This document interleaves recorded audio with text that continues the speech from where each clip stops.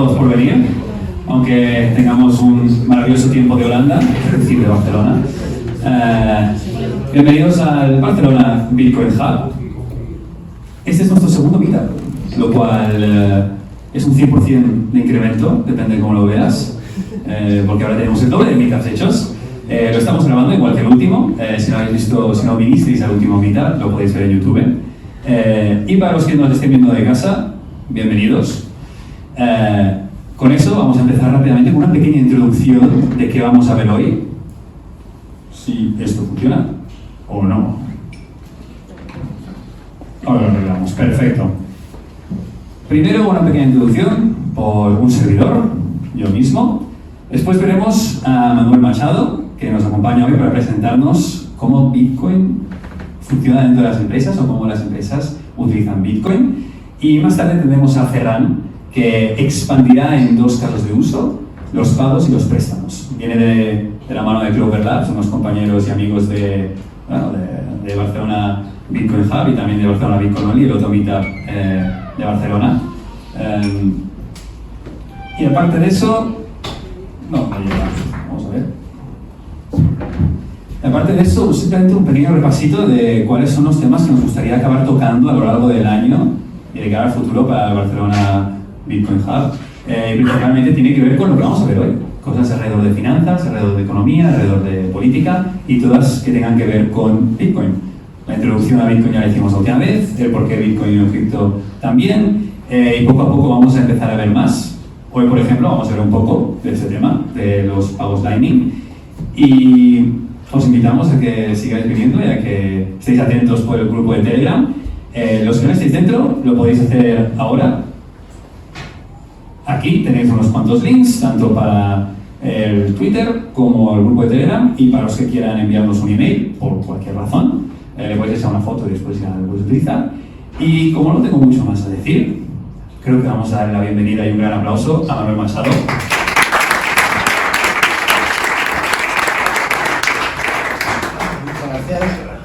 Muchas gracias por haberme invitado a este meetup y muchas gracias a vosotros por venir con este tiempo tan acogedor.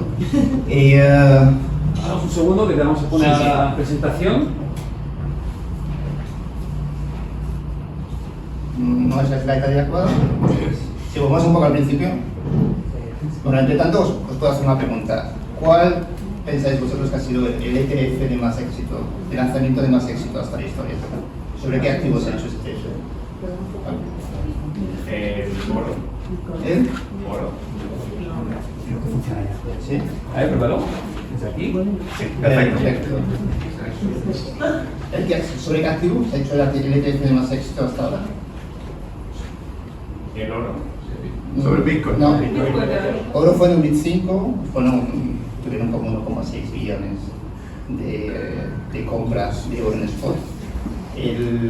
La cifra total de un año, en el primer año de ETFs de Bitcoin que se aprobó el año pasado, ha sido como creo que 63 billones, no sé así. Es el primero, pero de lejos. ¿Y por qué os cuento esta cosa? Porque detrás de esos ETFs están los grupos financieros más grandes del mundo. Está BlackRock, está Fidelity, y cuando BlackRock entra en un mercado, generalmente es para que ese mercado funcione. Y como está intentando funcionar, en todos los ámbitos de la vida tenemos que prestar atención, y uno de ellos en particular, que es un tema que me interesa mucho y supongo que a vosotros también, en el ámbito de la empresa.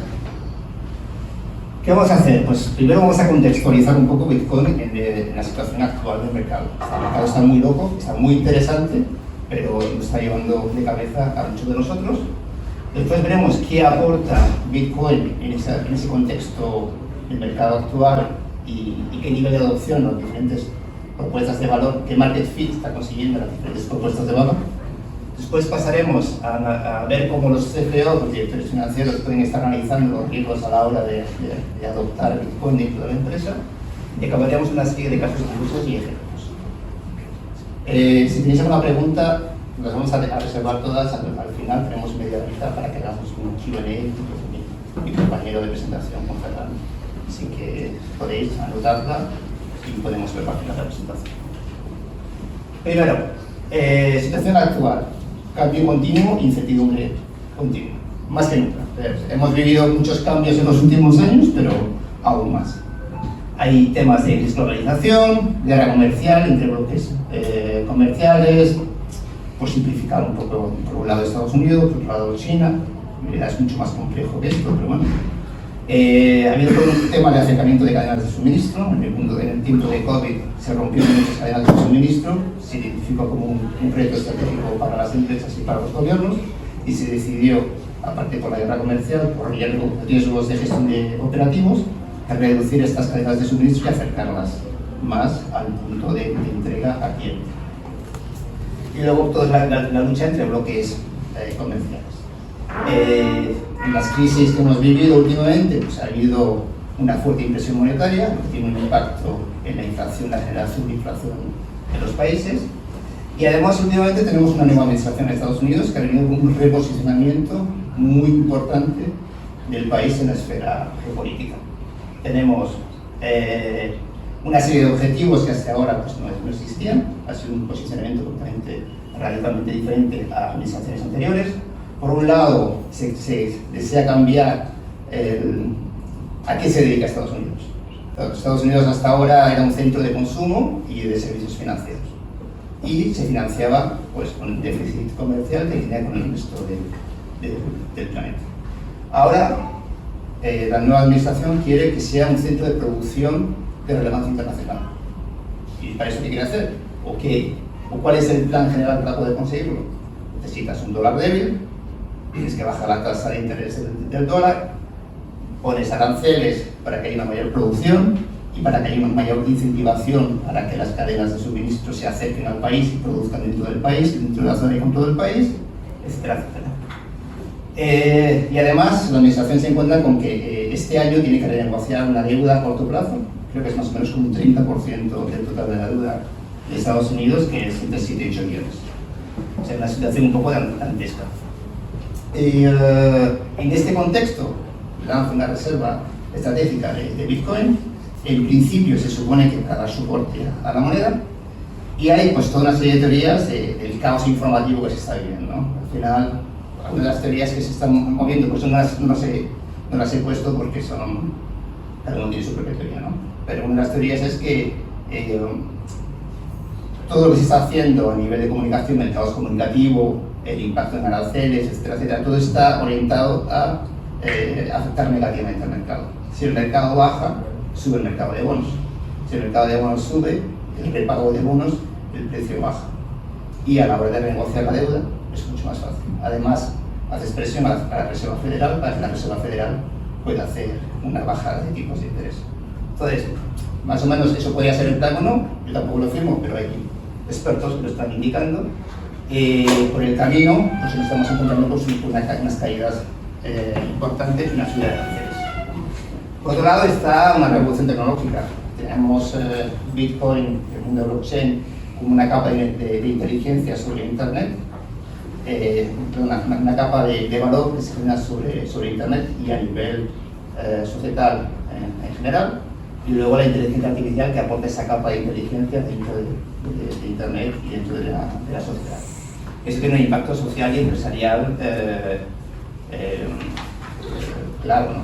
Nosotros nos vemos obligados a que constantemente mejoremos nuestra eficiencia, tanto a nivel personal como a nivel empresarial.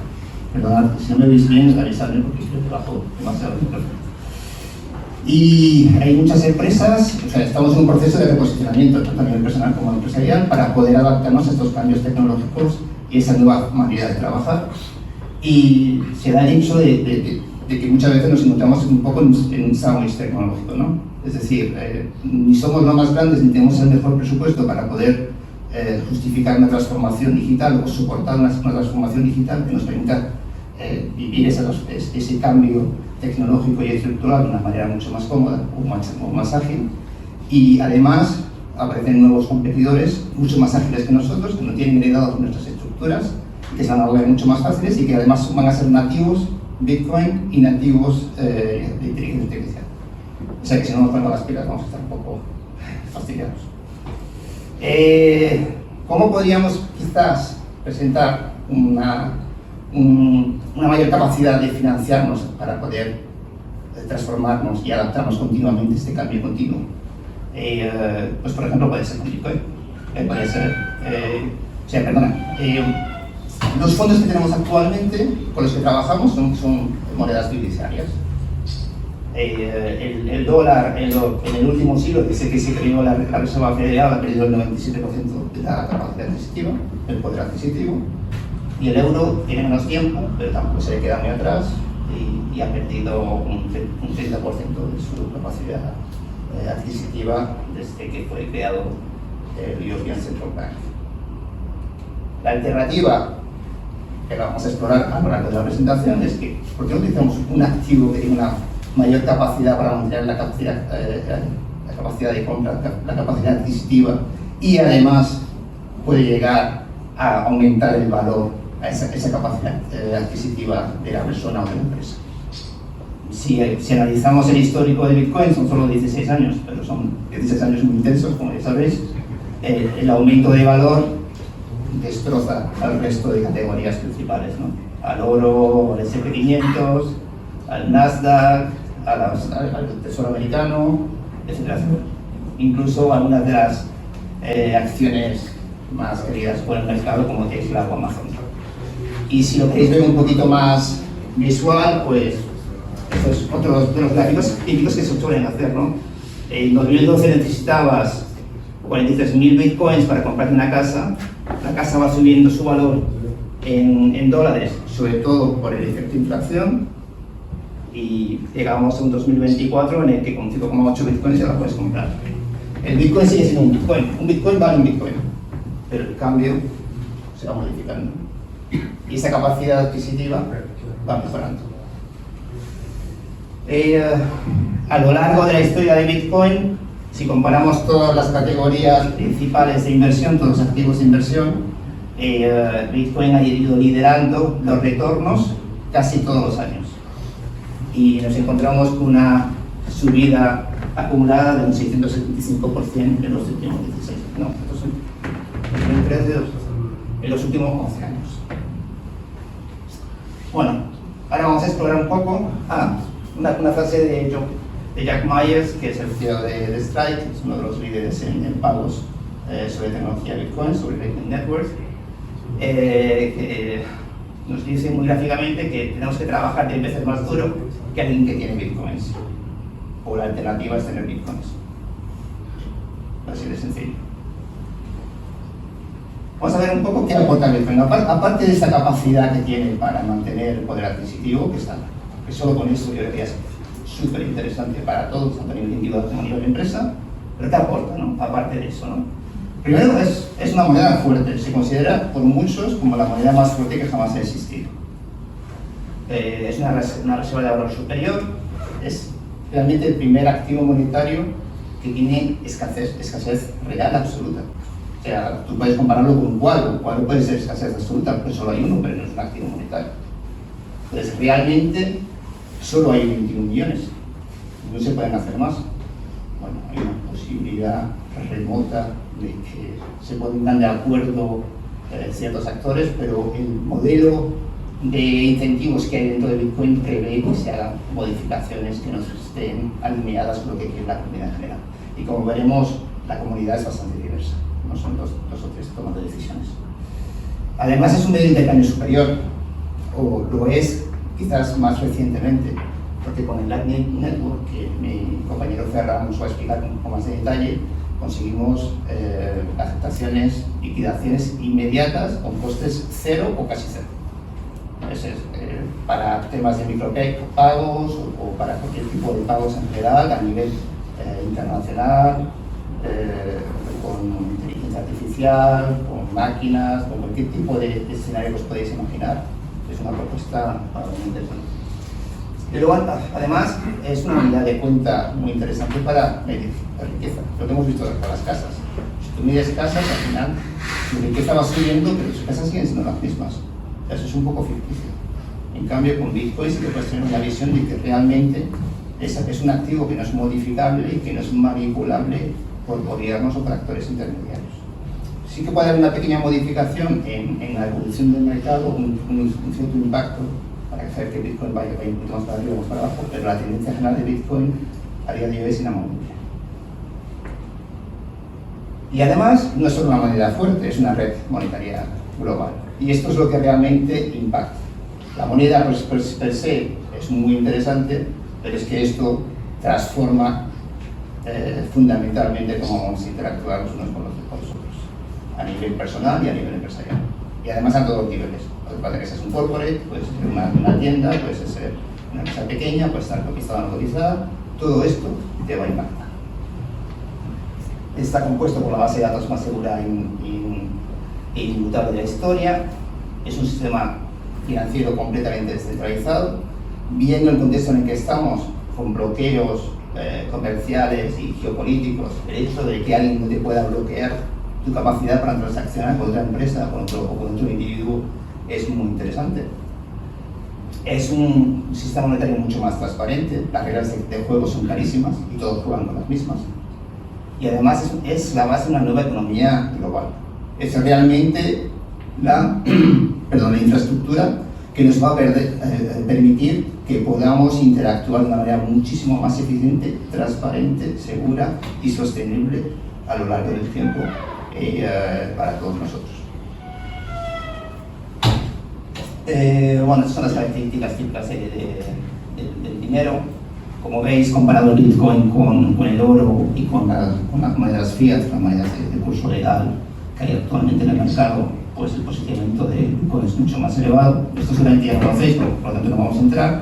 Hay dos elementos que son fundamentales, que es el activo monetario con escasez, es el único activo monetario con escasez absoluta, es lo que realmente es uno de los elementos clave que da valor a Bitcoin, y que además es imparable.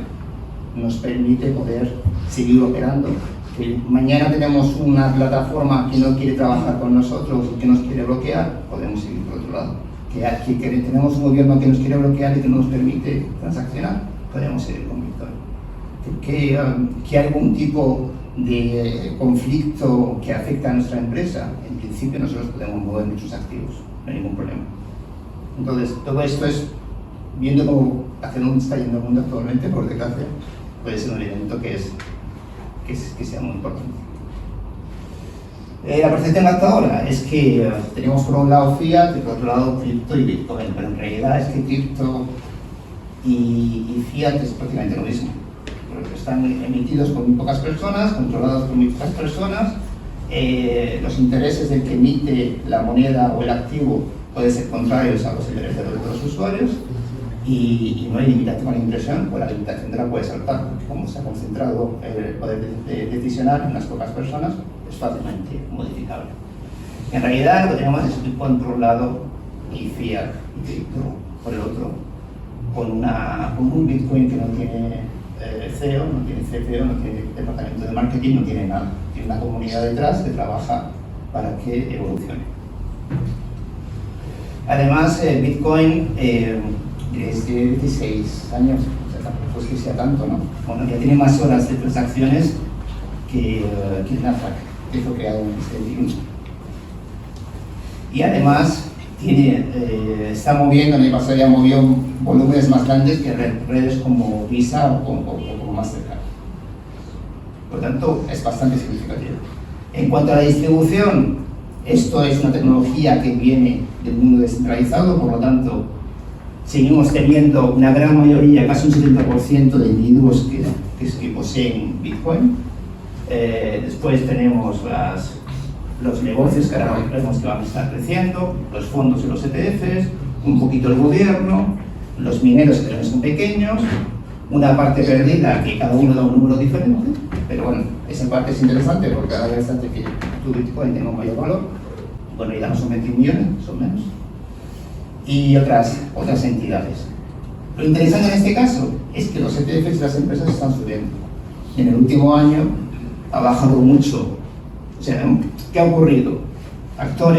Nuevos actores como los fondos, los ETFs y las empresas han estado comprando a los individuos, a los mineros y los gobiernos, algunos, hasta que no se han posicionado en torno a Bitcoin, han intentado vender. Como pasó con Alemania, y perdió cientos de millones por vender demasiado pronto.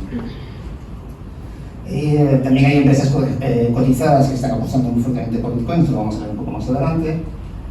Y se compran por parte de empresas más o menos unos 1000 Bitcoins al día. Aquí lo que es interesante, bueno, están Michael Saylor y MicroStrategy, que ahora se llama Strategy, que está como un loco comprando como si no hubiera un mañana. Están los mineros que, como veis, tampoco son tan grandes. Esos son los que dan soporte a toda la infraestructura de Bitcoin. Hay otras empresas públicas que también hacen mucho ruido, pero luego, mirad, tenéis 321.000 Bitcoins en propiedad de empresas privadas. Esto no es funcionario. Menos 2 o 3 casos, Sashimi en Canadá, que es una red de restaurantes y pocos más, pero mucha gente se está moviendo. No solo los que hacen ruido, tipo gobiernos o corporates, que todo el mundo lo sigue y dice, están locos, pero joder, ¿cuánto dinero están haciendo? Pequeñas empresas están buscando la vida para que Bitcoin les pueda ayudar a ser más competitivos, a ser más eficientes. Luego tenemos todo lo que ha desarrollado o que ha lanzado MicroStrategy, que es toda la estrategia de tesorería en Bitcoin, en la cual la empresa no solo compra Bitcoin para tenerlo en tesorería, sino que lo utiliza como una palanca para posicionarse en el mercado y ser mucho más atractivo para los inversores. Y además utiliza activos en entorno fiat con costes muy bajos para aumentar y apalancarse y aumentar aún más sus holdings de Bitcoin y tener una mayor percepción positiva del mercado. Hay varias páginas web, estáis bitcointreasuries.net, en la que podéis ver cómo van evolucionando, se van actualizando constantemente el número de bitcoins que van consiguiendo las diferentes empresas, cotizadas o no cotizadas. No las tienen todas porque hay algunas empresas que no comunican este tipo de cosas, sobre todo las privadas, las públicas hacen y comunican. ¿Y por qué hacen esto? Porque el performance que consiguen es increíble. Bueno, MicroStrategy es un poco un caso fuera del resto, pero están destrozando al resto del mercado. O sea, MicroStrategy supera incluso los retornos de Bitcoin. ¿Por qué? Porque tú estás apostando no solo sobre Bitcoin, sino sobre la capacidad que tiene MicroStrategy para acumular Bitcoins. Superan de lejos a los Magnificent Seven, a las grandes, a los Google, Apple y demás. Y luego está el SP500 con un 78%, que parece estar prácticamente como si fueran niños comparados con mayores, ¿no? Y luego, pues, como está haciendo MicroStrategy, lo vamos a ver un poco más adelante, lo están haciendo otras empresas en Japón, el Metaplanet, por ejemplo, el Blockchain Group en Francia, o Phoenix no recuerdo no sé si de Reino Unido, o de Hong Kong, ahora no recuerdo, creo que es de Reino Unido.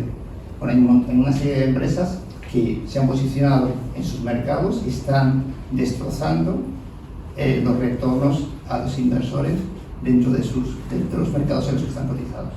Por lo tanto, es un posicionamiento muy interesante, muy complejo, muy serio para montar. Ahora lo vamos a comentar un poco más adelante. Hay varias empresas y nosotros de blockchain, de Bitcoin Edge, estamos trabajando también en esto.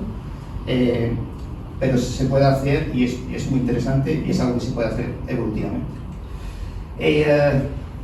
Además, los ETFs que hemos comentado antes están trayendo el mundo Bitcoin al mundo de los sistemas financieros tradicionales.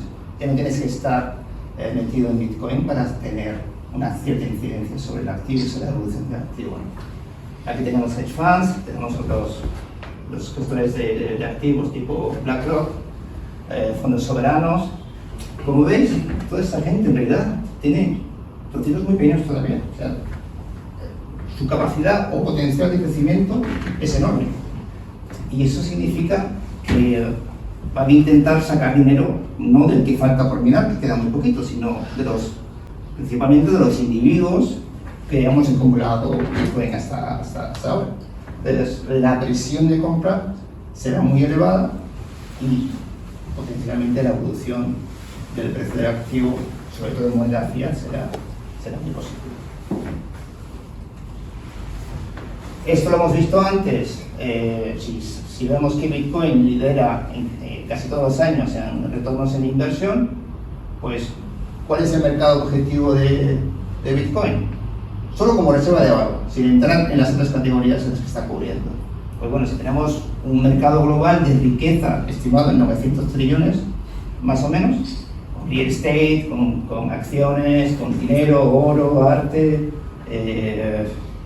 capital, pues vamos a decir que la parte que se dedica a reserva de valor es la mitad, que serían los 450, y de esos, el mercado potencial de Bitcoin es el 50% de eso, no el 100%, sino el 50%.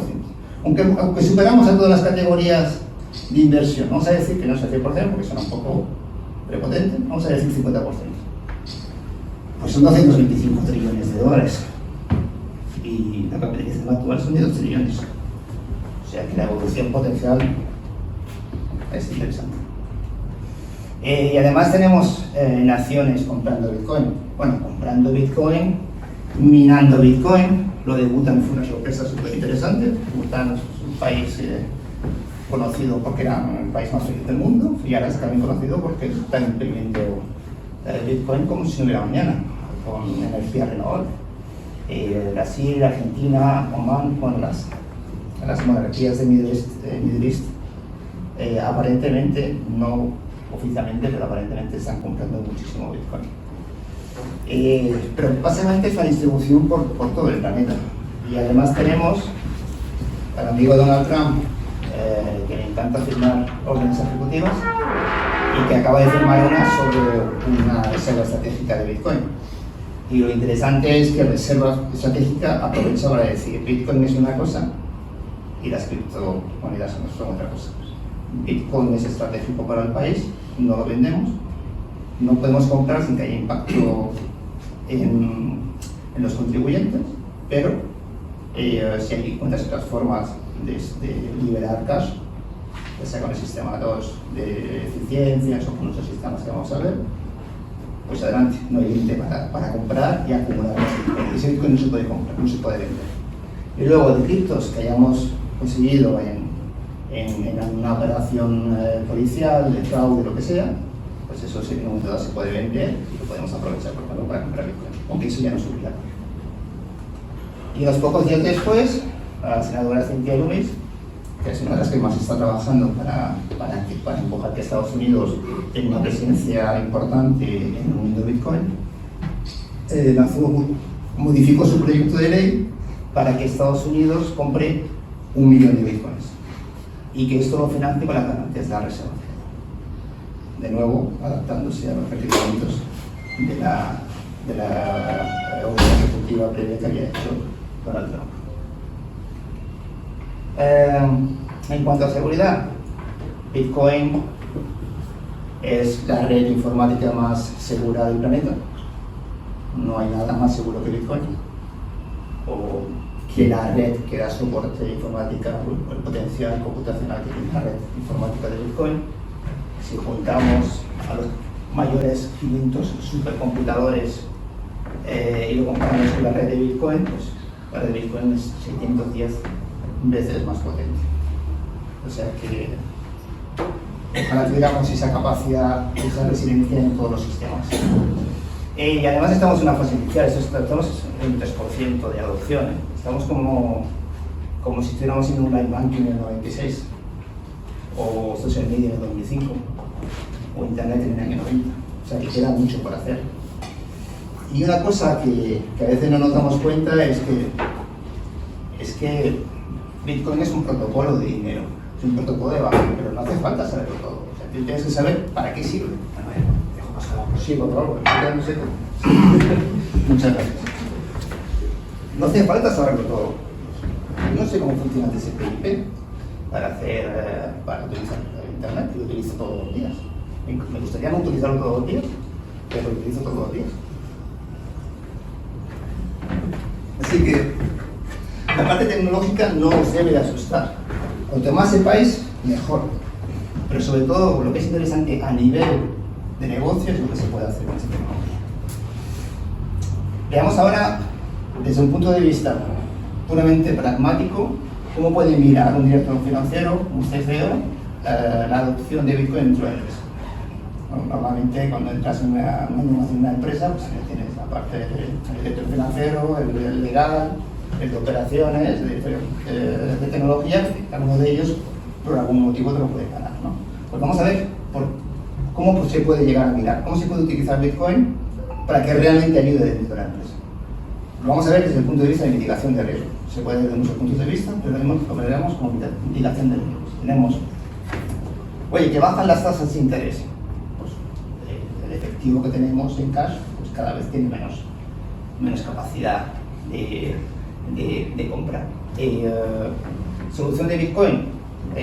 Es un activo que está protegido contra la inflación. Hemos visto que es un hedge natural contra los procesos deflacionarios que se han vivido en todas las monedas de fiat, por lo tanto te puede proteger. Que suben las tasas de interés, por eso te va a costar más pagar tu deuda, sobre todo a corto plazo, ¿no? ¿Qué podemos hacer? Pues si podemos utilizar un activo como Bitcoin que en realidad no está correlacionado con el resto del sistema financiero, pues estamos mucho más tranquilos, mucho más cubiertos si tenemos exclusivamente moneda fiat. Tenemos riesgos de cambio. En un momento dado estás haciendo operaciones a nivel internacional, los cambios tienes que meter seguros, tienes que meter contingencias para que si hay un tipo de cambio, alguna evolución del tipo de cambio, pues no se te venga el negocio abajo. Pues podemos utilizar Bitcoin como una moneda intermediaria para poder hacer transferencias a nivel nacional o a nivel internacional con diferentes divisas. Y esto vamos a ver en una de las funcionalidades, en unos casos de uso, cómo podemos utilizarlo para hacer pagos internacionales. El riesgo de crédito, tenemos que cubrirnos por los incumplimientos que puedan tener prestatarios o emisores de renta. O si utilizamos Bitcoin como colateral, estamos cubiertos automáticamente. En cuanto no nos pagan, pues podemos coger el Bitcoin y cubrir nuestras necesidades. El riesgo de liquidez. De nuevo, no tienes cash para poder pagar la deuda, tienes casi todo bloqueado en activos que no son tan líquidos, tienes que estar vendiendo con prisas y a pérdidas para poder cubrir una necesidad de liquidez inmediata. Bueno, con Bitcoin, aparte de que es extremadamente líquido, que funciona 7 días a la semana, 24 horas al día, 365 días al año, podemos incluso pedir préstamos contra Bitcoin. Y si devolvemos ese préstamo, no tenemos que vender el Bitcoin. Por lo tanto, mantenemos esa evolución positiva del precio del activo. Y luego el riesgo de inflación, el poder adquisitivo, que puede hacer que nuestro cash cada vez pierda esa capacidad para comprar, para poder adquirir lo que necesitamos en la empresa para estar operativos o para hacer las inversiones que en el futuro necesitaremos para ser competitivos. Con Bitcoin tenemos una capacidad de evolución, de protección, de hedge contra esa inflación que es mucho más potente. Y eso nos lleva más o menos a un cuadro decisional de qué podemos hacer con el cash que ganamos en la empresa. No es obligatoriamente, no se aplica siempre igual a todas las empresas, pero es más o menos las diferentes opciones que tenemos y cómo podríamos evaluarlas, ¿no? Tenemos la estrategia de tesorería, la preservación de capital, la liquidez, la exposición a riesgo, el impacto en los accionistas y el performance a largo plazo. Entonces aquí analiza lo que presentan diferentes opciones. Que nos quedamos con cash, que hacemos un buyback de acciones, damos dividendos, repagamos la deuda, hacemos adquisiciones, mergers and acquisitions, fusiones por adquisiciones, o lo ponemos en Bitcoin. Pues todo tiene sus ventajas y sus inconvenientes, pero como veis, la opción de Bitcoin es un poquito más verde que el resto. Y, por ejemplo, holding cash, con el capital preservation vamos a perder valor, y bastante, porque estamos en un proceso inflacionario desde hace ya bastantes años, y además mucho más acelerado que aquí nos comunicamos oficialmente. La liquidez es alta, la exposición es baja porque tenemos cash, pero en cuanto a accionistas, pues estamos reduciendo nuestra capacidad de compra, por lo tanto somos menos interesantes como compañía, tenemos menos capacidad de inversión y eso es menos interesante para el accionista, es un impacto negativo. Y a largo plazo, pues digamos, tenemos activos que son menos, que tienen unos rendimientos mucho más bajos, somos menos competitivos que otras opciones en el mercado.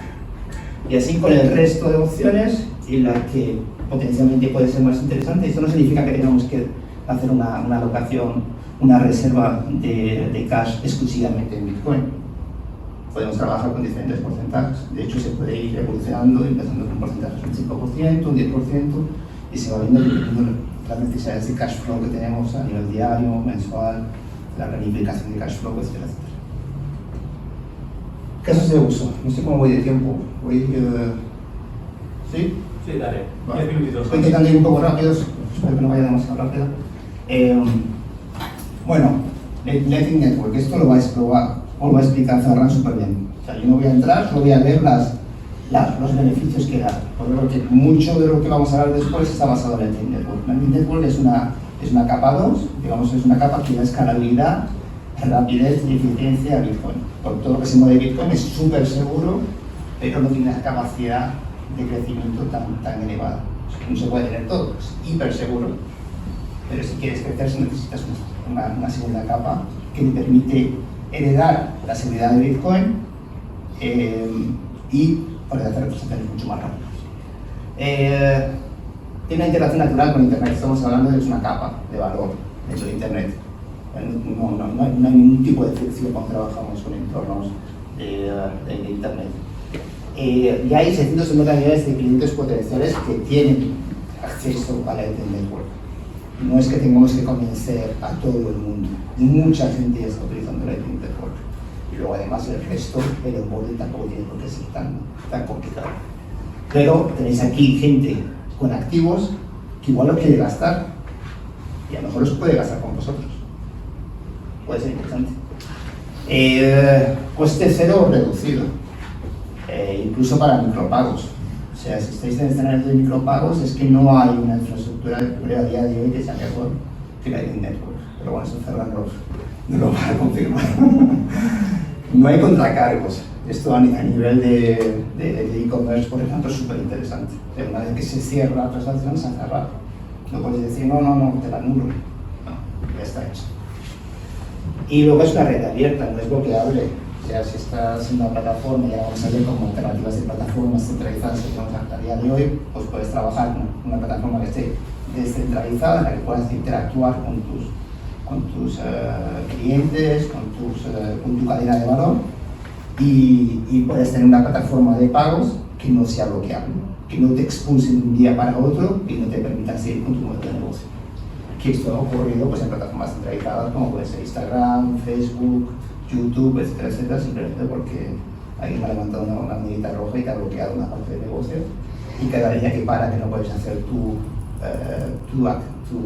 operativa empresarial, pues estás perdiendo mucho dinero. Utilizar Bitcoin como colateral de préstamo. Y bueno, este es un ejemplo con Firefish, pero esto, todo lo que son préstamos lo va a ver Ferran, por lo tanto no me paro con esto. Una cosa que es súper interesante, USDT, que es el mayor emisor de stablecoins, de monedas estables que limitan el valor de una moneda fiat, en este caso solo de dólar americano, es el mayor del mundo. Y si hemos visto que Bitcoin estaba superando a redes como Visa, como Mastercard, las transacciones con stablecoins son aún mayores que las de Bitcoin. ¿Qué pasa?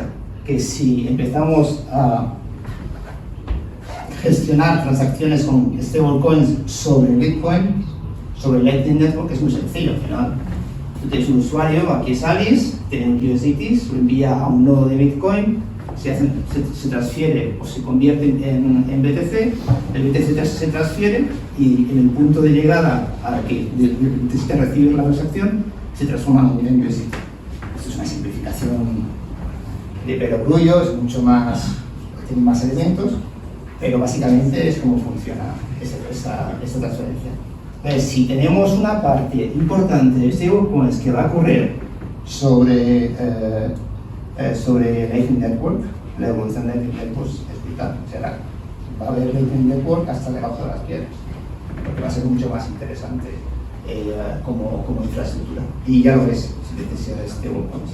Y además es que podemos hacer muchas cosas con los stablecoins trasladándolos a través de Lightning Network para hacer pagos internacionales, para hacer pagos entre empresas del grupo, etc. Lo vamos a ver un poco ahora. El modelo de estrategia de tesorería en Bitcoin. Este es el ejemplo de MicroStrategy, que ahora ya se llama directamente Strategy.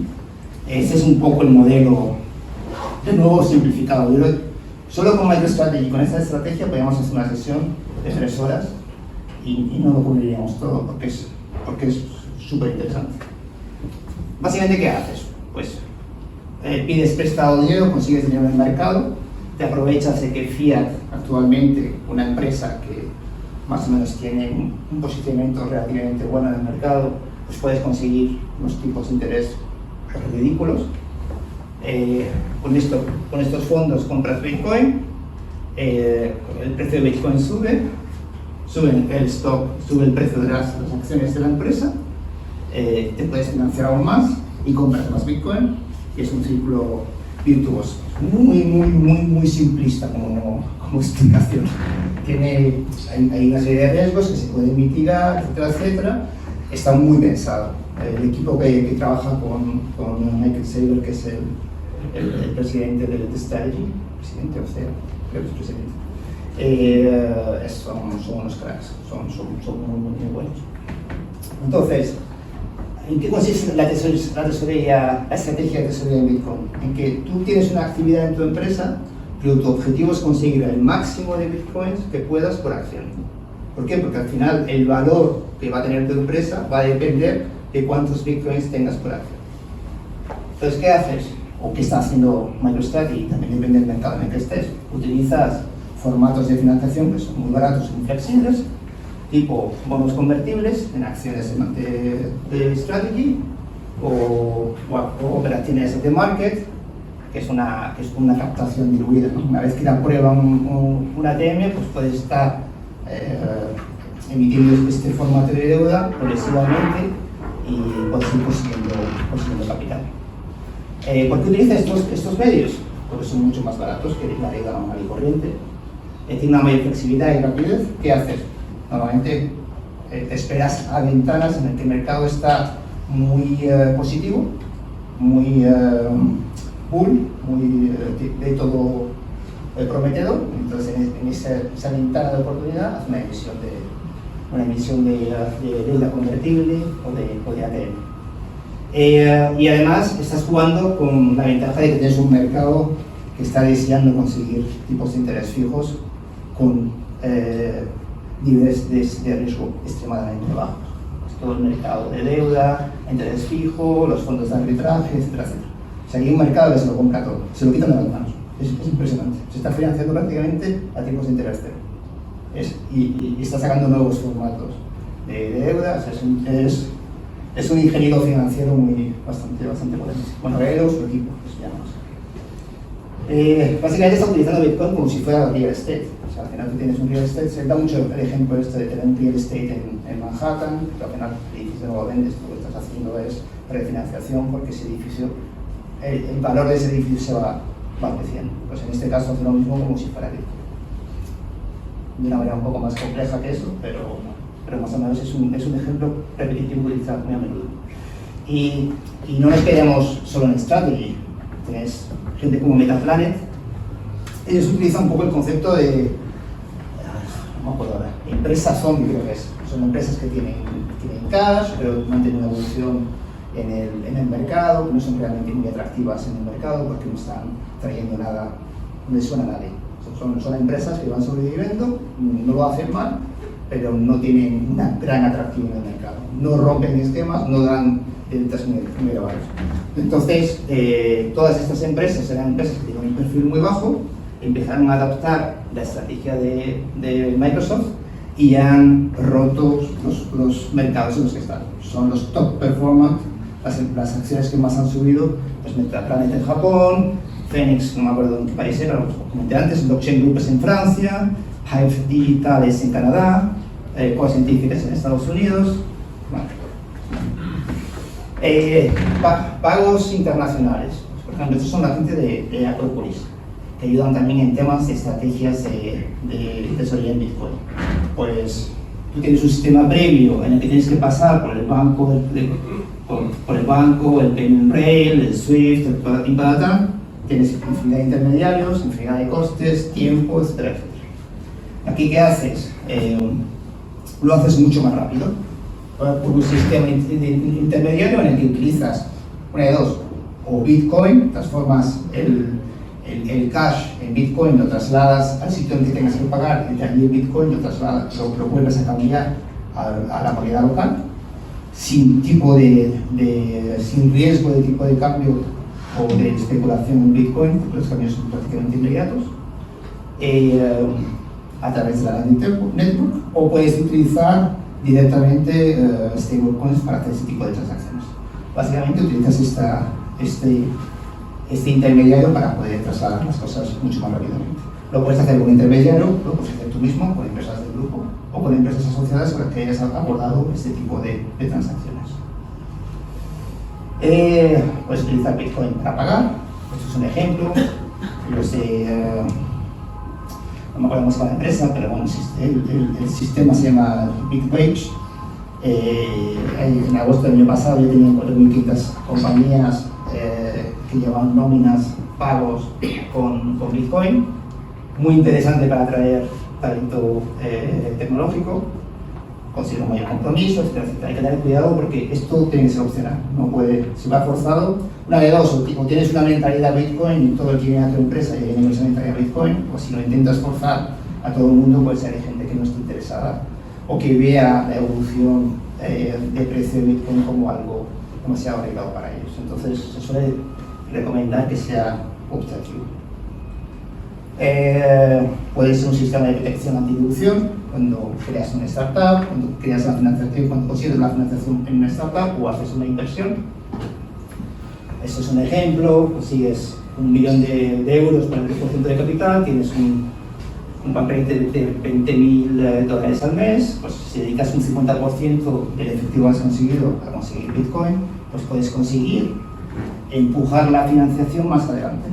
Aquí, si vas las barritas grises es el cash que te va quedando y haces que si empiezas en el Q4 del 24, en el Q2 del 28 ya tienes que estar buscando nueva financiación. Bueno, tienes que buscar antes porque si no, no te llega para ese cuarto.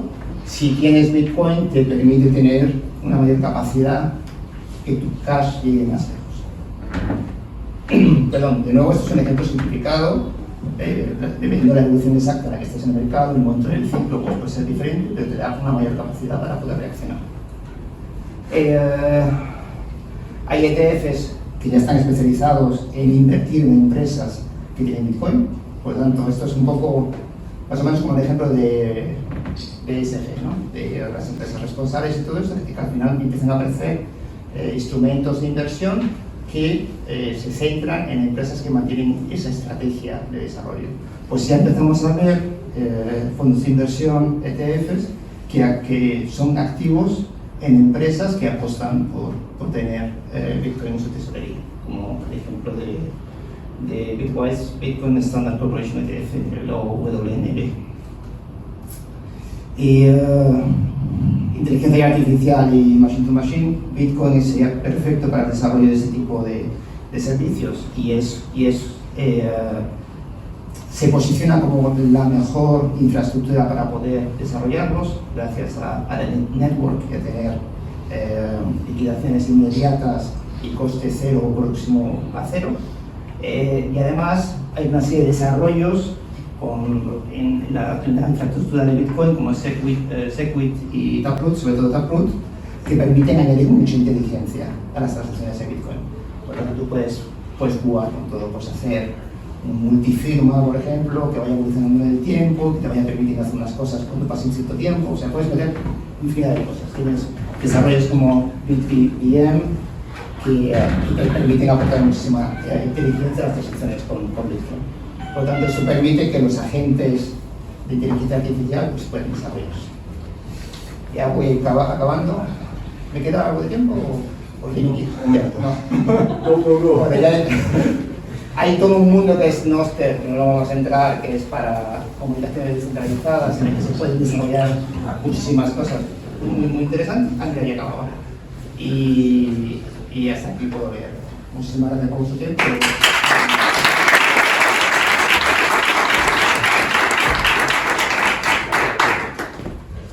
Bueno, yo ya sabía más o menos por dónde iba y ya lo dijimos con Ferran, teníamos un grupo de que nos hubiese encantado tener más tiempo para él, porque realmente, sobre todo al final, todo lo que estaba hablando, ahí es donde estaba la carne, ¿no? De cómo funciona la MicroStrategy. Es tener toda la razón, podría haber hablado 3 horas sobre ello. ¿Cómo lo podemos invitar nosotros también en nuestras empresas? ¿Cómo funciona el Lightning para inteligencia artificial? Todas estas preguntas os las podéis guardar, apuntarlas en algún lado, porque después tendremos Q&A, pero ahora mismo, un gran aplauso para Ferran.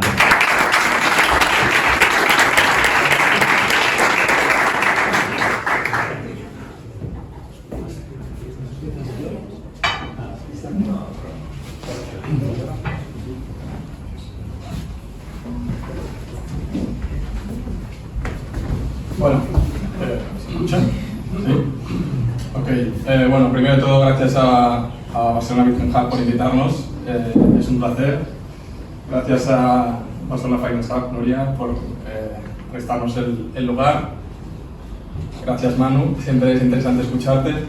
Y bueno, orgulloso de que esto parezca la gala de los Oscars. Gracias también a Clover Labs por darme la confianza para explicar estos, bueno, lo que voy a explicar ahora, que veréis en breves, que son un par de soluciones que hemos desarrollado. Digamos que lo que nos ha contado Manuel hasta ahora suena como muy lejano y muy teórico, aunque no lo es tanto, pero en el caso que veremos ahora son soluciones que nosotros ya estamos desarrollando dentro de Clover Labs y algunas de ellas ya están en el mercado y bueno, pensamos que es interesante poder compartir con vosotros. Bueno, sobre mí, yo soy Ferran Lemus, soy Business Developer dentro de Clover Labs. Concretamente estoy en el equipo de Special Projects, donde nos dedicamos a validar nuevas ideas de negocio y si tienen una evaluación satisfactoria, pues el objetivo es llevarlas al mercado y así poder diversificar un poco las líneas de negocio de Clover Labs. Entonces hoy la agenda de la sesión es esta, intentaré ir un poco rápido porque creo que vamos cortos de tiempo. Hablaremos sobre Clover Labs muy brevemente y después de nuestra solución de préstamos con Bitcoin como garantía, así como de nuestra solución de pagos con Bitcoin. Bien, sobre Clover Labs. Clover Labs es una empresa de consultoría, somos expertos en desarrollo de software, en soluciones en criptomonedas y ciberseguridad. Somos un equipo de más de 30 profesionales, hemos crecido más de un 75% en los últimos 2 años y estamos orgullosos de ser reconocidos como pyme innovadora por parte del Ministerio de Ciencia, Innovación y Universidades en los últimos 3 años. Estos logos que veis aquí son algunas de las marcas que cuelgan de Clover Labs. La primera de todas es LNPay, que ahora hablaremos de ella, es la pasarela de pagos en Bitcoin. Nordex es un exchange que tenemos en Estonia. OBIER es una plataforma de seguridad automatizada en la que detectamos y mitigamos vulnerabilidades en el ambiente Microsoft 365. Es una de los desarrollos más recientes de Clover Labs y en este momento está cogiendo gran tracción en el mercado. Y después está Chainprint, que es una herramienta desarrollada por nuestro equipo de Analytics, de Blockchain Analytics, y no voy a intentar explicarla porque no sabría hacerlo, así que quedaros porque es una muy buena herramienta. Entonces, si os parece, vamos ya con la explicación sobre la solución de préstamos con Bitcoin como garantía. Digamos que todo el mundo aquí conoce lo que es un préstamo. No estamos innovando en este aspecto, esto es un préstamo al uso, simplemente con una garantía, con Bitcoin como garantía, ¿no? Un pequeño disclaimer, voy a estar hablando de varios conceptos, van a ser alguna terminología, si alguna cosa no está clara, por favor avisarme, intento aclararla. Pero bueno, básicamente, todos, igual el préstamo que más conocemos es un préstamo hipotecario, en el que la garantía es el propio bien inmueble. Pues en este caso, la garantía sería el Bitcoin. ¿cuál es el sentido de esto, ¿no? Cuando hablamos de que Bitcoin es un activo de reserva de valor, no tiene sentido si lo tenemos dentro de nuestro activo que nos desprendamos de Bitcoin para financiar operaciones de inversión o de liquidez, de necesidades de liquidez del día a día, etc. Entonces, para eso nosotros hemos pensado en la solución de préstamos con garantía con Bitcoin. Básicamente es una solución que ya existe en el mercado a día de hoy. Cuando nosotros hemos ido al mercado a ver estas soluciones, ofrecían unas condiciones poco competitivas, ya sea porque eran tipos de interés muy altos, plazos de devolución muy cortos, nos pedían un loan to value muy bajo. Y hago un pequeño paréntesis sobre el loan to value. El loan to value, para que nos entendamos, es un medidor que relaciona lo que es el importe del préstamo con la garantía. Es decir, como más bajo es el loan to value, más garantía tenemos que dar para conseguir el préstamo. Otra vez, volviendo al ejemplo de las hipotecas, cuando un banco nos dice que nos da un 80% del valor de la compraventa o del valor de la vivienda, nos está dando un loan to value del 80%.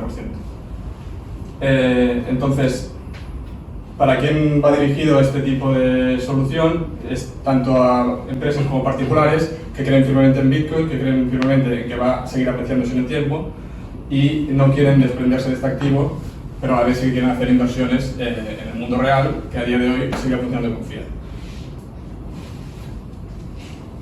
A nivel de funcionamiento es muy sencillo y muy parecido a lo que sería un préstamo normal y corriente. Se realiza un depósito de Bitcoin como garantía. Al recibir este depósito nosotros, como entidad prestamista, damos como contrapartida fiat al prestatario o al inversor. Se acuerda un plazo, se acuerda un tipo de interés y durante este plazo pues se van generando estos intereses y se van generando también devoluciones del capital.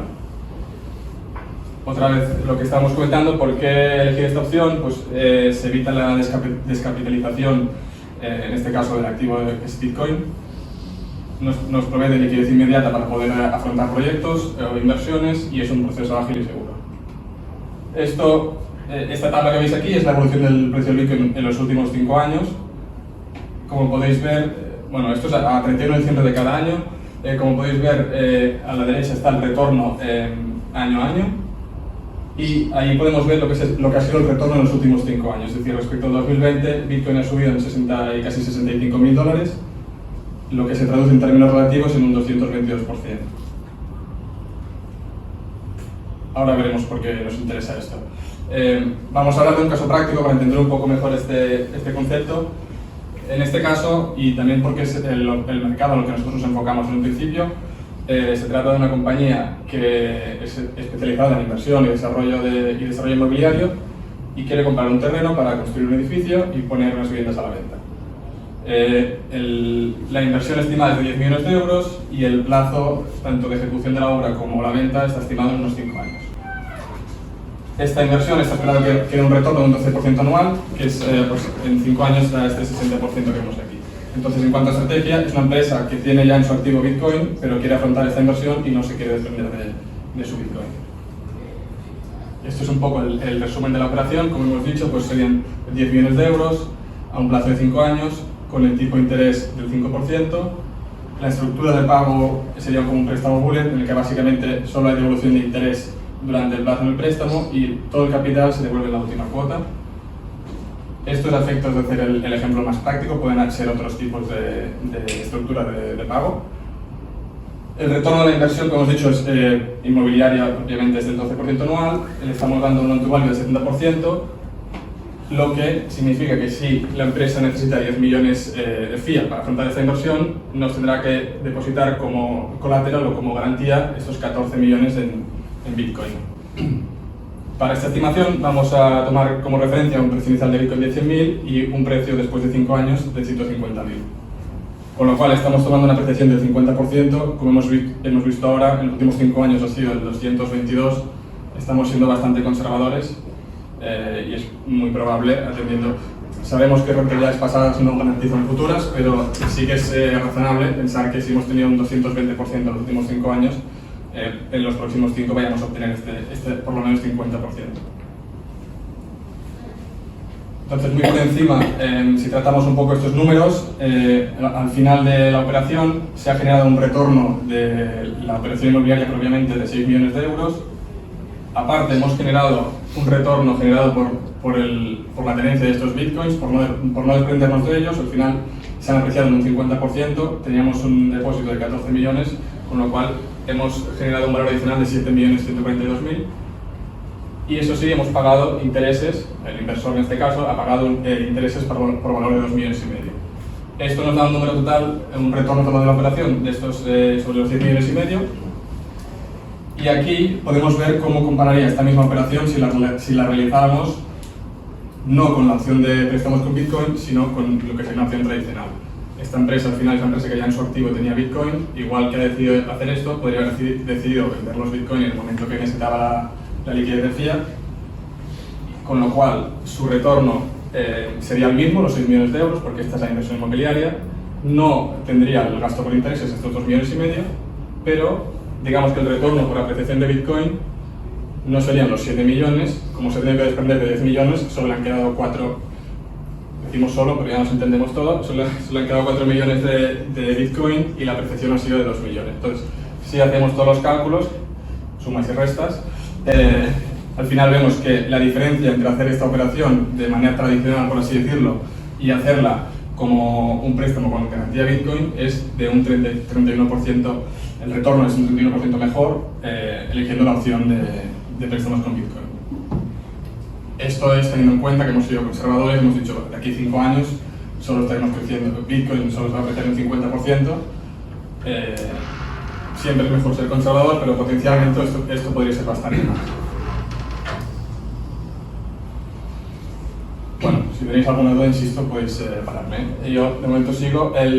Cuando hablamos de esto, normalmente lo que le viene a la mente a la gente, o la primera pregunta que surge es ¿y qué pasa si el precio del Bitcoin baja mucho, ¿no? Porque al final la garantía es el precio del Bitcoin y nosotros como empresa prestamista quedaríamos expuestos.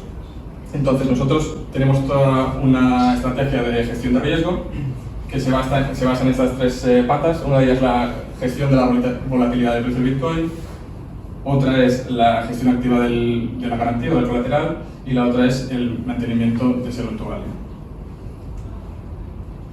En cuanto a la gestión de la volatilidad del precio del Bitcoin, esto lo hacemos a través de derivados, más concretamente de opciones tanto de compra como de venta. Os pongo un ejemplo muy sencillo para que no esté familiarizado con estos términos. En un caso, por ejemplo, vamos a hacer que tenemos 2 opciones de venta de Bitcoin a 100.000 euros de aquí a un año. Y resulta ser que de aquí a un año, si entendemos que el precio del Bitcoin ahora son 100.000 y de aquí a un año está en 60.000, ¿no? Pues ejerciendo estas opciones de venta, nosotros podemos de aquí a un año vender ese Bitcoin a 100.000, aunque realmente esté a 60.000. Es un concepto un poco complejo, espero que con este ejemplo se entienda. Al final esto sí que tiene una parte negativa, que es el precio de hacer este tipo de operación, la prima que hay que pagar, pero realmente da mucha estabilidad a la hora de poder contrarrestar los efectos que podría tener una volatilidad de precio de Bitcoin, sobre todo la baja.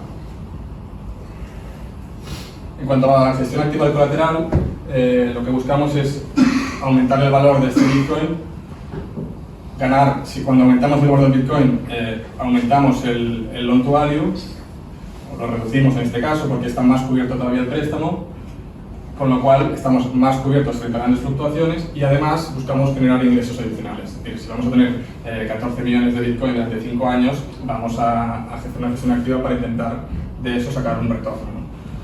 Entonces, como vías principales para tener retorno de ese Bitcoin tenemos 2, hay más, pero nosotros estamos explorando de momento estas 2. Una es el lending, en la que proveemos a exchanges y a otros actores, por ejemplo, pools de liquidez de este Bitcoin, a cambio de un interés que nos pagan. Y después también sería a través de trading estratégico, como podría ser Bitcoin o otro tipo de... se podría realizar con otro tipo de activo, pero al final, basándonos en indicadores tanto macroeconómicos, técnicos, de on-chain e incluso de sentimiento, es posible establecer esta relación de causalidad en el que no podemos saber qué pasará mañana, pero seguramente en el medio y largo plazo, combinando muchos de estos indicadores, sí que podemos tener una idea de qué va a estar pasando con el precio del activo. En el punto 3 y último de gestión de riesgo está el mantenimiento del loan to value. Nosotros, como empresa que presta el dinero, hemos de asegurar que siempre estamos cubiertos por si no hubiera una devolución del importe del préstamo, cómo nosotros podemos liquidar ese activo para recuperar y no quedar expuestos, ¿no? Entonces, siempre buscamos tener un loan to value por encima del umbral del 90%, y en un caso muy negativo de que el precio bajara tanto y la gestión que hemos hablado anteriormente no fuera suficiente para revalorizar ese activo y que el loan to value suba por encima del 90%, aquí lo que haríamos es requerir que se produzca una aportación adicional de garantía para estar siempre cubiertos. Esto no es ninguna innovación, es decir, hay otros tipos de préstamo, no con Bitcoin, pero con, por ejemplo, que la garantía son las acciones de una compañía, y cuando estas fluctúan, pues igualmente se puede requerir aportar más garantías, o en un caso extremo y el menos probable, si no funcionan todas de las opciones que hemos comentado, se liquida la garantía y se recupera el valor del préstamo. Bueno, ya os he dicho que sería intenso. Este caso, esta solución está sobre enfocada a aquellos actores que ven a Bitcoin como una reserva de valor y quieren seguir operando en el mercado fiat sin desprenderse de su Bitcoin. Vamos a ver ahora cómo hacemos que también sea efectivo usar Bitcoin como moneda de transacción. Bueno, perdonad porque me he avanzado. Esto, bueno, como vamos cortos de tiempo, al final de esta diapositiva es muy rápidamente lo que sería la distribución de este colateral, cómo hacemos una distribución y el porcentaje de retorno esperado y el retorno final. Bueno, avanzo rápidamente. Vamos a hablar de transacciones con Bitcoin, recuperando un poco lo que hablamos antes, lo que comentaba Manuel de Lightning Network. Las transacciones con Bitcoin en Layer 1 no son eficientes, por eso hasta hace poco no se daban. Bueno, evidentemente se daban, pero no se usan en pagos o micropagos, que son los más habituales. ¿Y por qué no son eficientes? Por esos 4 puntos. Es de baja escalabilidad, la red de Bitcoin tiene una capacidad de solo 7 transacciones por segundo. Tiene unas comisiones muy altas, o on-chain fees. Estas son variables, pero para que nos hagamos una idea, en 2024, en las 5 primeras semanas, el coste medio de estas on-chain fees estaba en $4. Entonces, si nos basamos en datos del BCE sobre transacciones con tarjetas de crédito, por ejemplo, el importe medio transaccionado son 40 euros. Quiere decir que estaríamos hablando de un 10% de coste de transacción, lo cual lo hace efectivamente una opción no viable. Otra de las inconveniencias que tiene transaccionar con Bitcoin en Layer 1 es la lentitud de confirmación. Minar un bloque son mínimo 10 minutos. Para que una transacción se considere segura hay que minar 6 bloques, o hay que tener 6 confirmaciones, con lo cual estamos hablando de un tiempo de confirmación que tampoco es óptimo cuando queremos hacer transacciones instantáneas. Y por último, el alto consumo energético que supone hacer una transacción con Bitcoin. Hay distintas teorías y distintas estimaciones, no es tan sencillo, pero bueno, está sobre los 1000 kWh por transacción, que esto puede equivaler, o equivale, más bien dicho, al consumo de una nevera, por ejemplo, durante 3 años. Lo cual esta no es una transacción de este consumo energético, ¿no? Entonces, vamos a ver ahora cómo el NPay revoluciona las transacciones a nivel Bitcoin. Las transacciones que realizamos dentro del NPay, bueno, para poner contexto, el NPay es una plataforma de pagos en Bitcoin, y lo que caracteriza esa plataforma de pago es que son pagos instantáneos y gratuitos o casi gratuitos. Cuando decimos instantáneos estamos hablando de que el tiempo de proceso es súper rápido, estamos hablando de milisegundos, y las fees de transacción, lo que antes eran las on-chain fees, aquí pueden estar entre 0 y menos de un céntimo. ¿Vale? Entonces, cuando hablamos, hemos visto ahora lo que es Layer 1, ahora vemos Layer 2, vemos esto y decimos, bueno, pero esto sigue siendo Bitcoin o es alguna derivada, y no, efectivamente esto sigue siendo Bitcoin. ¿Vale? Entonces, ¿cómo es esto posible? Pues a través de la Lightning Network que os comentaba antes Manuel, vamos a ver un poco con más detalle, pero básicamente la Lightning Network Es un protocolo de pagos de segunda capa que ha sido desarrollado por la comunidad Bitcoin, construido sobre la Bitcoin blockchain y diseñado para permitir transacciones rápidas, de bajo coste y escalables. ¿Cuáles son los beneficios? Pues lo que estamos comentando ahora: transacciones instantáneas, bajo coste, escalable. Fijaros que antes hemos dicho que el límite de Bitcoin Layer 1 eran 7 transacciones por segundo. Aquí estamos hablando de una potencial límite de 40 millones de transacciones por segundo. Y en cuanto a eficiencia energética, es un 99,99% más eficiente y seguramente si pudiéramos poner más 9 podríamos seguir, porque es completamente otra categoría de eficiencia energética. ¿Cómo es esto posible? Que suena todo magia. Es muy sencillo de entender. La Lightning Network lo que permite es crear canales de pago privados, en los que se pueden hacer múltiples transacciones sin registrar estas en la blockchain. Es decir, digamos que existen 3 pasos: la apertura del canal, que esta sí que se registra en la blockchain, se hace a través de un smart contract. Después, las transacciones que pueden pasar en este canal entre dos actores, estas son ilimitadas, es decir, mientras hay liquidez ahí se puede ir transaccionando. Y después, en el momento en que se decide cerrar el canal, es cuando se registra el último balance en la blockchain. Con lo cual, si aquí hacemos 1 millón de transacciones, realmente en la blockchain solo habrán 2 interacciones. De esta manera conseguimos la inmediatez, la gratuidad o casi gratuidad de los pagos, etc. Para poner un ejemplo más explicativo o más práctico, creo que todos aquí conocemos Tricount o Speedwise, son aplicaciones o herramientas, ¿no? Perdón. Bueno, con eso me contaba. Son unas aplicaciones muy útiles, por ejemplo, cuando se viaja con amigos, en las que se registran todos los gastos que se pueden dar durante el viaje, quién ha pagado cada gasto, y al final del viaje se cierra y salen unos balances, ¿no? Y entonces ahí se hace un rebalanceo. Entonces ahora ya lo he explicado un poco, pero básicamente el iniciar un Tricount sería el equivalente a abrir un canal de pago en la Lightning Network. Después, durante todo el viaje, vamos registrando todos los pagos que hacemos, importe, fecha, quién los ha hecho, es decir, las transacciones que se producirían en ese canal. Y al cerrar el Tricount, es como si cerramos el canal, y es cuando subiríamos a la blockchain esa información. Por lo tanto, decimos que la Lightning Network es como el Tricount de Bitcoin. Es decir, agrupa muchas transacciones en una sola y de esta manera consigue la eficiencia y la inmediatez. No sé cómo voy de tiempo, pero bueno, estoy acabando. ¿Sí? 5 minutos y minutos. Vale. Si os parece bien, vamos a hacer ahora una demostración con LMPay de lo que sería realizar una transacción. Gracias. No sé si le podéis dar al botón.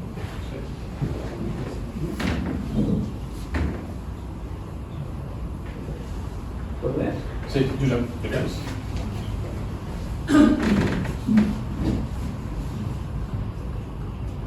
Básicamente estamos simulando lo que sería un depósito, en este caso un depósito de $1, que es lo que se consideraría un micropago. Y aquí tenemos las distintas soluciones de pago. Vamos a seleccionar Bitcoin Lightning y se nos abre una factura en la Lightning Network. Entonces nosotros, aquí tengo la cartera del Wallet of Satoshi de Josep. No, pero por eso lo haces, ¿no? De hecho, es que no me he dado cuenta y ya se ha... Bueno, Ya se apagó. ya se ha apagado, es demasiado rápido. Si os fijáis, escaneamos, le doy a Send y ya se ha completado la transacción.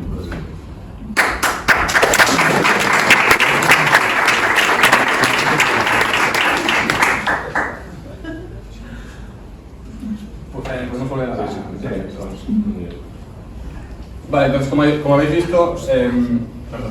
visto, básicamente hemos creado una factura de Lightning, os ha generado una factura de Lightning dentro de la pasarela de pagos del LMPay, hemos escaneado el código de barras y hemos hecho la transacción en milisegundos. Si miráis lo que salía en la pantalla del teléfono, al final lo que sale es el resumen de la transacción. Hemos transferido $1 en Bitcoin y hemos pagado un total de fees de exactamente 0. Con lo cual hemos visto tanto la inmediatez como la eficiencia de coste de este tipo de transacciones.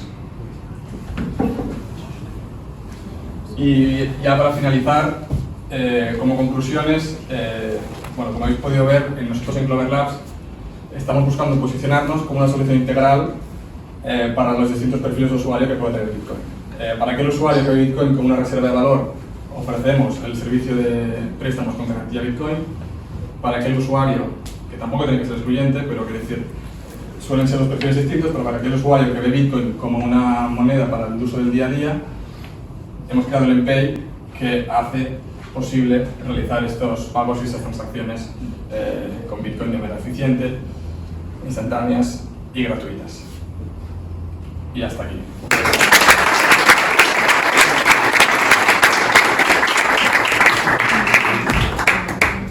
Hola. Vale, pues Ferran, muchas gracias. Ahora haremos la sesión de Q&A, de preguntas y respuestas, tanto de la presentación de Ferran como de Manu. Bueno, si hay preguntas sobre el Bitcoin Hub o el Finance Hub, también estamos aquí. Y nada, estaremos 20-30 minutos y pues hasta las 8:45 podemos estar por aquí, hacer networking, hablar, preguntar, os podéis acercar a ellos. Y nada, ¿alguien tiene una pregunta? ¿Quién quiere empezar? ¿Alguna duda? ¿Habéis entendido lo de Lightning? Gracias, Rodrigo Villarino. Muy buenas las dos presentaciones, la verdad, chicos, muy esclarecedoras. Para Manuel, primero, ¿cuáles creen que son los mayores desafíos entonces que tiene Bitcoin por delante para seguir creciendo y seguir generando valor para todos los que participamos? Vale. ¿Funciona? Sí. Yo creo que tenemos que separar un poco lo que es Bitcoin de todo el ruido mediático que hay alrededor actualmente. Está toda la adopción de países, las reservas de Estados Unidos, muchísimas cosas que pensamos que son fundamentales para Bitcoin. En realidad no nos hace falta nada de eso. O sea, Bitcoin va a evolucionar independientemente de que haya países comprando, de que haya empresas comprando. ¿Por qué? Porque tiene una dinámica de posicionamiento muy fuerte en el mercado en comparación con el resto de activos. Porque tenemos una dinámica inflacionista muy fuerte. Por lo tanto, es un activo refugio que nos va a servir para poder tener un elemento de competitividad un poco más confiable que los activos que tenemos actualmente. La evolución más rápida o más lenta dependerá del resto de factores exógenos que hay.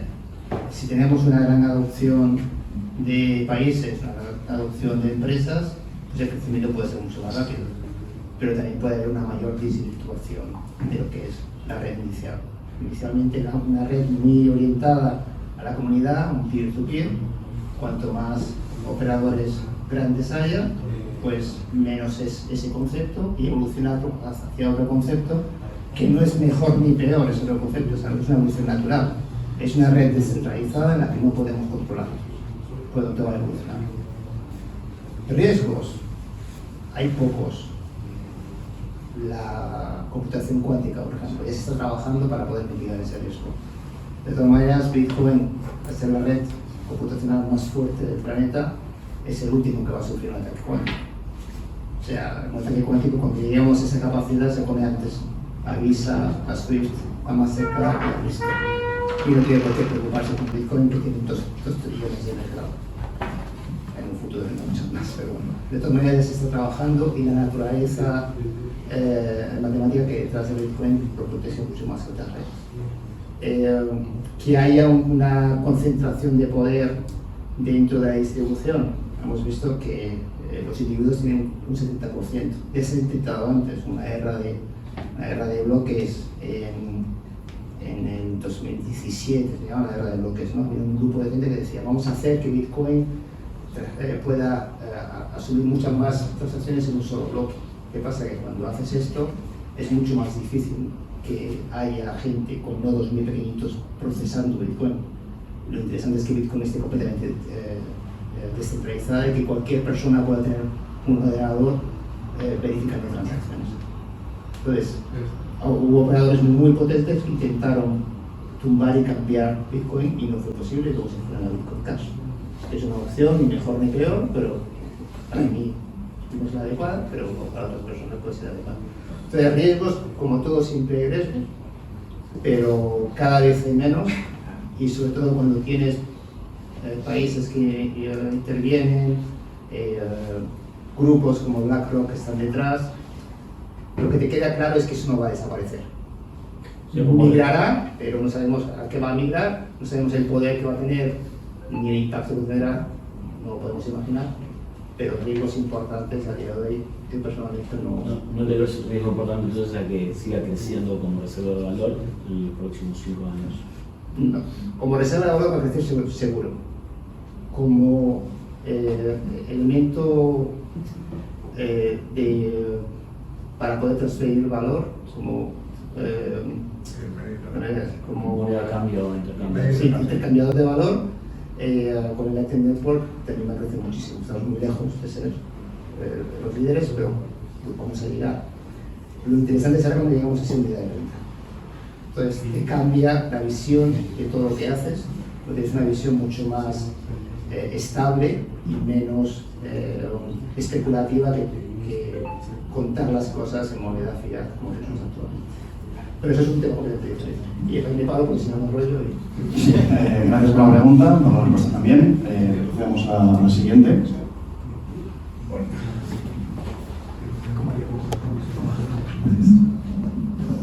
Una pregunta más para seguir con algo de lo que estaban hablando. Recién mencionabas que un 70% de los bitcoins están en manos de individuos. ¿Sabes cuál es la definición técnica de individuo? O sea, por ejemplo, por ahí me parecía interesante pensar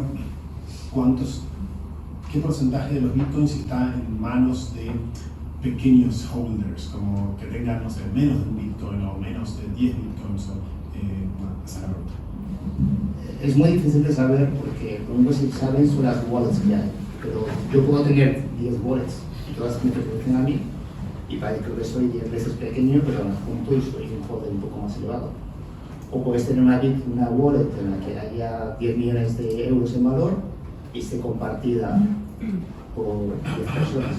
Entonces, todo esto son estimaciones de cómo inicialmente la participación era más individual, entonces la distribución ha sido mucho más individual. Cuando se han visto que se han identificado con grandes partes de países, con grandes partes de empresas, etcétera, etcétera, es cuando se ha ido separando un poco esa parte hacia empresa, hacia fondo, etcétera, etcétera. Pero es muy difícil realmente muy difícil de saber. Gracias. Siguiente pregunta. No sé si quieres decir algo, Ferran. ¿Quieres añadir algo a alguna de las dos preguntas hasta ahora? No. Vamos por allá. Y también este tipo de preguntas lo podéis discutir más tarde por el grupo de Telegram. O sea, aprovechad que tenemos aquí a Ferran y a Manu. Y podéis preguntar por su empresa también, por ejemplo. Gracias. Una pregunta. Para una partnership, ¿qué necesitas para hacer una partnership con, digamos, Clover Labs? Sí, entiendo que en relación con el MPay, ¿no? Sí. A ver, con el MPay tiene una primera barrera muy grande que es el tema de regulación. Entonces, lo primero que necesitamos es operar en un mercado en el que ya seamos compliant en cuanto a la regulación. Y después empezar a operar es muy sencillo. Una vez hay un acuerdo, es un servicio para empresas, pero una vez hay un acuerdo con la empresa que quiere integrar el MPay como pasarela de pago dentro de su e-commerce o dentro de su plataforma digital, ahí en 2 semanas se puede realizar la integración y estar trabajando ya en el MPay. O sea, es un tema más regulatorio que lo que podemos llegar a tardar a integrar, e incluso hemos hecho con menos de 2 semanas. No sé si responde tu pregunta. Sí, okay. Muchas gracias. Siguiente pregunta. Tenemos muchas, de preguntas son 5 minutos, o sea, ser breves. O sea, preguntas y respuestas rápidas. Sí. Para el MPay, si tengo una LLC, ¿se podría llegar a crear algo sin una regulación española? ¿Un LLC en Estados Unidos? Sí. ¿Qué implica eso? A día de hoy...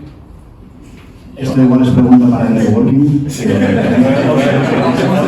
Fuera del micrófono. Esperad 5 minutos y después ya lo habláis. Cuando las cámaras estén apagadas. Gracias por las presentaciones, súper claras e interesantes. Tengo dos preguntas, pero una es muy rápida, como si no. Para la colateralización de Bitcoin, como si tengo Bitcoin, quiero colateralizarlo para recibir fiat, ¿se puede solo con Bitcoin o también se puede con ETF? Solamente Bitcoin, o sea, puramente Bitcoin. Sí, porque nosotros recibimos este Bitcoin y después gestionamos este Bitcoin. Si por ejemplo es un ETF, pues toda la parte de gestión de riesgo se nos complica mucho. De hecho, pasa a ser imposible. Vale, gracias. Y la segunda es sobre Lightning Network. ¿Cómo varía el coste de transacción? Porque en la presentación estaba escrito que puede variar de menos de un céntimo a cero, pero ¿cómo puede llegar a cero? ¿Quién paga el coste? A ver, he hecho la versión simplificada, ¿no? Al final, la Lightning Network es como todo un sistema de nodos. Cuando conseguimos que sea más eficiente es cuando el pago va del nodo 1 al nodo 2 directo, porque hay un canal abierto entre estos dos nodos, ¿no?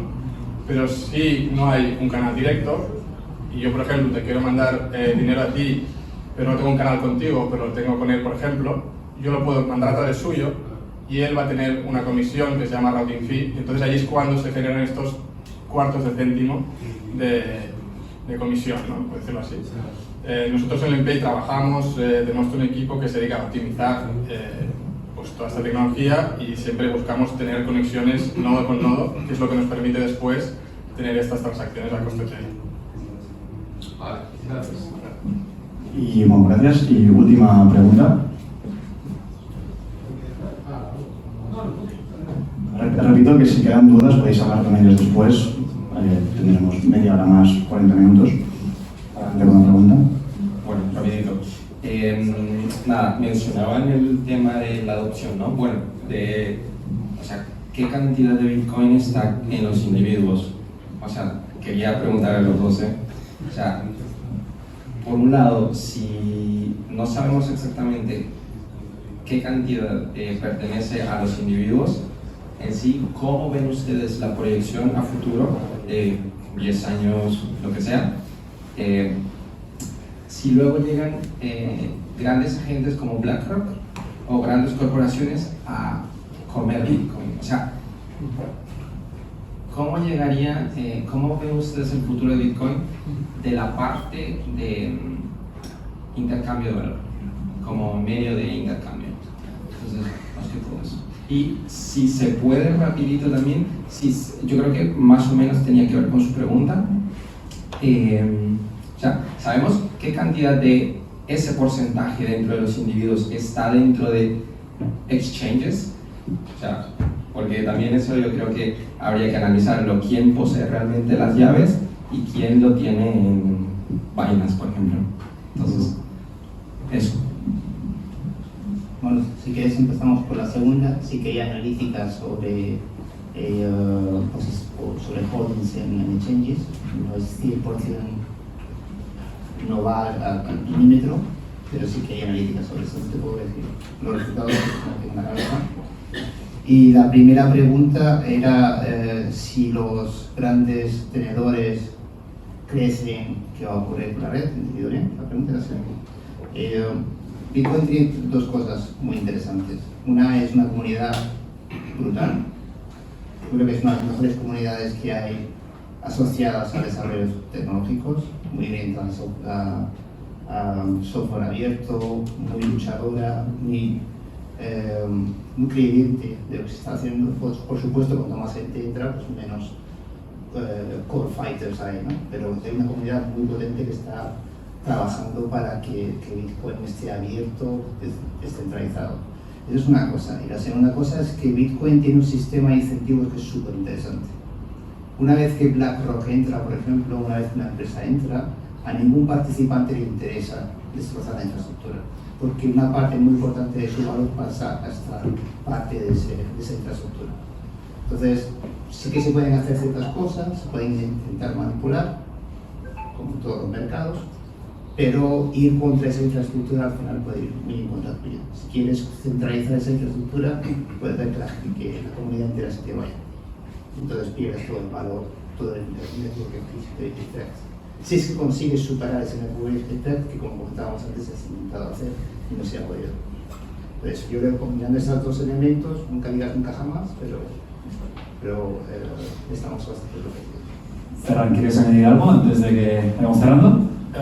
Sí, igual diría que estoy de acuerdo cuando diría que es un mal necesario, ¿no? Como que para que haya una adopción masiva de Bitcoin, pues también tiene que ser que grandes players lo adopten para que realmente la gente coja confianza. Aunque si uno de los medios activos es la descentralización, evidentemente que haya grandes players que tienen grandes cantidades de Bitcoin y puedan llegar a manipular el mercado no es positivo desde mi punto de vista, pero creo que los beneficios que se obtienen por eso, por como ayuda a la adopción global, son mayores que esta posible manipulación que haya, aunque 100% suscribo lo que ha dicho Manuel, que los primeros interesados en que siga siendo como es Bitcoin son estos grandes players. Pues maravilloso, un gran aplauso, muchas gracias.